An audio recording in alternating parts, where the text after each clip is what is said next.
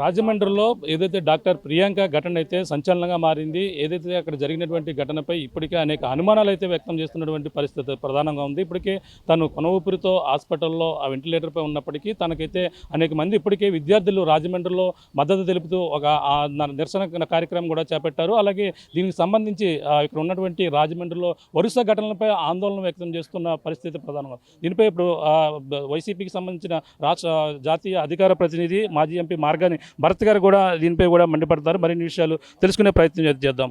Sir చెప్పండి, రాజమండ్రిలో ఈ వరుస ఘటనలు జరుగుతుందని ఆందోళన వ్యక్తం చేస్తున్నారు. ఇప్పుడు జరిగిన డాక్టర్ ప్రియాంక ఘటనని ఏ విధంగా చూడాలంటారు? ఆలస్యంగా బయటకు రావడం ఈ ఉదాంతం ఇప్పటికే రాష్ట్ర వ్యాప్తంగా సంచలనంగా మారింది. My straight question to Andhra Pradesh government అండి, ఒకటే అడుగుతా ఉన్నా. 3వ తారీఖున ఇంత దారుణమైన దుర్ఘటన జరిగింది. రాత్రి ఇద్దరు తాగుబోతులు ఆ అమ్మాయి పైన కార్ ఎక్కించి మరీ తీసుకుని వెళ్ళిపోయారు. నేను పోలీస్ డిపార్ట్మెంట్ SHO అని అడిగితే వాళ్ళు చెప్తున్నారు ఇట్స్ అన్ యాక్సిడెంట్ అండి అని చెప్తున్నారు. వాళ్ళు స్టూడెంట్స్ అని ఎవరైతే అక్యూజ్డ్ ఉన్నారో వాళ్ళు స్టూడెంట్స్ అని కాసేపు ప్రొటెక్ట్ చేసే కార్యక్రమం చేశారు. ఎంత దారుణమో చూడండి. నాతో చెప్పింది క్లియర్గా వాళ్ళు స్టూడెంట్స్ అండి, ఇంజనీరింగ్ కాలేజ్ స్టూడెంట్స్ అండి. దాని తర్వాత మొత్తము ఫుల్గా డీప్ ఇన్ఫర్మేషన్ తీసుకుంటే వాళ్ళు ఎప్పుడో 2-3 ఇయర్స్ బ్యాక్ ఇంజనీరింగ్ కంప్లీట్ అయింది. అందులో ఒకటిది, ఇంకోటైతే అసలు వేరే చదివాడో లేదో కూడా తెలియదు అనుకోండి. సరే, ఇవన్నీ పక్కన పెడితే ఆ అమ్మాయి పైన డాక్టర్ పైన తప్పదాగి ఇద్దరు యువకులు ఎక్కించుకుని తీసుకుని వెళ్ళిపోయారు. తీసుకెళ్ళిపోయిన తర్వాత 3 రోజులు అయిన తర్వాత 6వ తారీఖున DSP వచ్చి మీడియాకి అడ్రస్ చేశాడు. అడ్రస్ చేసి ఫస్ట్ సెక్షన్ 125 కట్టాము, దాన్ని ఆల్టర్ చేస్తూ 110 కిందన అటెంప్ట్ టు కల్పబుల్ హోమిసైడ్ కింద కడుతున్నామని చెప్పారు. నేను అడుగుతా ఉన్నా, ఇప్పుడు మీరు కట్టిన 2 సెక్షన్స్ కూడా దట్ కెన్ బి బెయిలబుల్. మరి బెయిలబుల్ అయినప్పుడు ఇంకా అక్యూజ్డ్ బయటే తిరుగుతారు కదా. అసలు దీనిపైన స్ట్రింజెంట్ యాక్షన్ ఎక్కడ తీసుకున్నారు? సెక్షన్ 105 పడితేనే కల్పబుల్ హోమిసైడ్ అవుతుంది. మరి అలాంటి ఇన్సిడెంట్ జరిగినప్పుడు కల్పబుల్ హోమిసైడ్ కిందన 105 లేకపోతే 109 కడితే అటెంప్ట్ టు మర్డర్ అవుతుంది. అది ఇంప్రిజన్మెంట్ 10 years అండ్ అబవ్ అవుతుంది. మరి ఇవేమీ చేయకోకుండా అక్యూజ్డ్ని ప్రొటెక్ట్ చేసే కార్యక్రమం చేస్తూ ఉన్నారనేది క్లియర్గా అర్థమవుతూ ఉంది. ఇవాళ పోలీస్ డిపార్ట్మెంట్ కూడా అక్యూజ్డ్ని పట్టుకున్నారు, నిన్న రాత్రి పట్టుకున్నారు అని చెప్పేసి పత్రికా ప్రకటన ఇచ్చారు. నేను అడుగుతా ఉన్నా, 3 రోజులు ఎక్కడున్నారు? కారు ఎప్పుడు సీజ్ చేశారు? నాకు తెలిసి ఇన్సిడెంట్ జరిగిన మరుసటి రోజు సీజ్ చేశారు. మరి అప్పుడు దాకా అక్యూజ్ని ఎందుకు పట్టుకోలేదు? పట్టుకుని ఎక్కడైనా పక్కన పెట్టారా? లేకపోతే చూపించలేదా? లేకపోతే కాపాడే ప్రయత్నం చేస్తున్నారా? ఇవాళ మార్నింగ్ వచ్చి కోర్టుకి ప్రజెంట్ చేస్తున్నామని చెప్పి చెప్తా ఉన్నారు. ఇందులోనే చాలా క్వశ్చన్స్ పోలీస్ డిపార్ట్మెంట్ పైన వేళ్ళెట్టి చూపిస్తూ ఉన్నారు. ఇంతమంది ప్రజాప్రతినిధులు రాజమండ్రిలో నివాసం ఉంటున్నారు, ఒక్కళ్ళు కూడా దీనిపైన స్పందించిన ఘటన లేదే. 3 ఎమ్మెల్యేలు, ఒక MP, ఒక మినిస్టర్, ఒక MLC, 6, ఒక కలెక్టర్, ఒక SP, ఇంతమంది ఉంటుంటే అసలు రాజమండ్రిలో ఘటనలు సర్వసాధారణంగా జరుగుతూ ఉన్నాయి. మొన్న ఒక జాతరలో చేశారండి, వారం క్రితం. 2 రోజుల క్రితము ఇక్కడ గోరక్షన్పేటలో ఒక కుర్రోడ్ని, నిన్న రాత్రి క్వారీ సెంటర్లో బ్లేడ్ ఎట్టి మెడ చెక్కేశారు.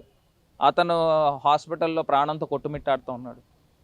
అసలు ఇది చారిత్రకమైన నగరాన్ని ఇంత భ్రష్టు పట్టించే కార్యక్రమం చేస్తూ ఉన్నారు.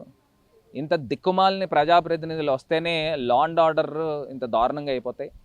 అంటే వీళ్ళు వెనక నుంచి ఈ అక్యూజ్లందరినీ కాపాడుతున్నారనే అనుమానాలు కూడా వస్తున్నాయి. ఎందుకంటే వీళ్ళు ఎవరు స్పందించట్లేదు.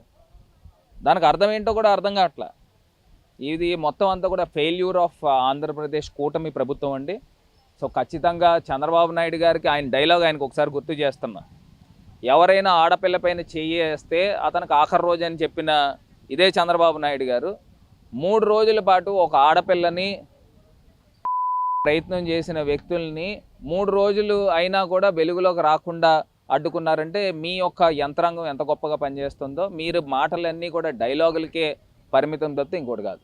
అంటే 6 నెంబర్లు కూడా కనిపించిన పరిస్థితి ఉంది. అంటే దీని వెనకాల పోలీసులు 3 రోజులు, మీరు అన్నట్టుగా 3 రోజులైనా సరే బయటకు రాని పరిస్థితి. దీని వెనకాల ఎవరున్నారనేది కూడా ప్రధాన ఆరోపణల, లేదంటే ఇది వాళ్ళు లోకల్ కాదు అమ్మాయి అనేది ప్రధానంగా ఈ కేసులో ప్రధాన కారణం అనుకోవచ్చు.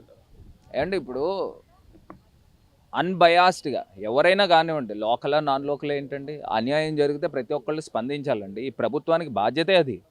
ఇవాళ నిజంగా కూడా పోలీస్ డిపార్ట్మెంట్ ఎస్హెచ్ఓని కూడా ఇందులో అక్యూజ్డ్ కింద పెట్టి అతను కూడా విచారణ చేస్తే ఎవరెవరు ఇన్ఫ్లుయెన్స్ చేశారనేది బయటకు వస్తుంది కదా. 3 రోజుల పాటు అక్యూజ్ని ఎందుకు పట్టుకోలేదు, అది కదా క్వశ్చన్. 3 రోజుల పాటు దాన్ని యాక్సిడెంట్ కేసుని కింద ఎందుకు చిత్రీకరించారు? మీరు అఫెన్సులు చూస్తే, సీసీ ఫుటేజ్ చూస్తే 5 నిమిషాల్లో మీకు అర్థమైపోతుంది ఇది ఏ రకంగా జరిగిందనేది. 5 నిమిషాల్లో మీరు ఒక అవగాహనకు వచ్చి ఏ సెక్షన్ కట్టాలని తెలుస్తుంది. సెక్షన్లు కట్టడానికి కూడా మీకు 3 రోజులు పట్టిందని అంటే మీరు అక్యూజ్డ్ పట్ల ఎంత ప్రేమ వలకపోస్తున్నారని తెలుస్తుంది. అంటే ఇప్పుడు ఇక్కడ షాపు అక్కడ ఏదైతే మాల్ యాజమాన్యంపై కూడా అనేక ఆరోపణలు వెల్లువెత్తుతున్నాయి. అంటే అక్కడ ఉన్నటువంటి వాళ్ళని తప్పదాగి లోపలికి అనుమతించకపోవడం గొడవ జరిగింది. వాళ్ళతో ఉన్నటువంటి గొడవ కోపం కారణంగానే క్వారీస్కి నీళ్ళు బయటకు వచ్చే క్రమంలో జరిగింది అన్నారు. మాల్లో కూడా 100 మంది 1000 మంది ప్రజలు వస్తూ ఉంటారు. అందులో మాల్ వాళ్ళు సెక్యూరిటీ టీం కూడా వాళ్ళని లోపలికి రానివ్వలే, ఎందుకంటే అంత తాగేసి ఉన్నారు. ఇక్కడే స్కాచ్ బ్యారెల్లో కొనుక్కున్నారని ఎస్హెచ్ఓ కూడా చెప్తా ఉన్నాడు పోలీస్ డిపార్ట్మెంట్. అంటే రోడ్డు పైన, నేషనల్ హైవే పైన అసలు వైన్ షాపులు పెట్టకూడదు. అక్కడ వైన్ షాప్ ఉంది, అక్కడ కొనుక్కున్నవాడు ఎక్కడికో వెళ్ళి ఎందుకు తాగుతాడండి? ఎందుకంటే వీళ్ళకి కూడా అక్కడ రూమ్ పర్మిషన్స్ కూడా గవర్నమెంట్ ఇస్తూ ఉన్నారు.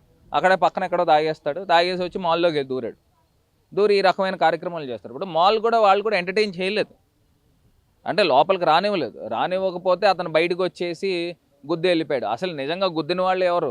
ఆ లోపల ఉన్న వాళ్ళు ఇద్దరైనా లేకపోతే ఇంకెవరైనా ఉన్నారా? దీనిపైన కూడా పూర్తి స్థాయి విచారణ జరిగితే నిజాలు బయటకు వస్తాయి.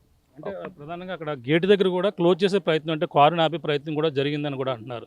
అక్కడ మీరు పూర్తిగా విషయం తెలుసుకున్నారు? అదే నేను చూశానండి. చూసినప్పుడు ఇప్పుడు అతను హై హ్యాండెడ్నెస్ చూపిస్తూ ఇష్టం వచ్చినట్టు గుద్దే కార్యక్రమం చేస్తున్నప్పుడు సెక్యూరిటీ సిబ్బంది కూడా ఆపే కార్యక్రమం చేస్తున్నారు. ఎందుకంటే ఎవరైతే పాపం విక్టిమ్ ఉన్నారో డాక్టర్ అమ్మాయిని కారుతో 3-4 సార్లు గుద్దిన తర్వాత ఆమె పైన ఎక్కించుకొని తీసుకెళ్ళిపోయారు అని అంటే ఎవరైతే అక్యూజ్డ్ ఉన్నారో వీళ్ళని పూర్తిగా ఇంట్రాగేట్ చేసి దీని నిజాలు ఏంటనేది బయటికి తీసుకురావాలి. అంటే ప్రభుత్వం నుంచి హోంమంత్రి కానీ ఇంకా దీనిపై పూర్తిగా స్పందించిన పరిస్థితి ఉంది. అలా ఎంపీ గారు కూడా ఇందాక ఉదయం ఏదో స్పందించినట్టుగా తెలుసుకొస్తుంది.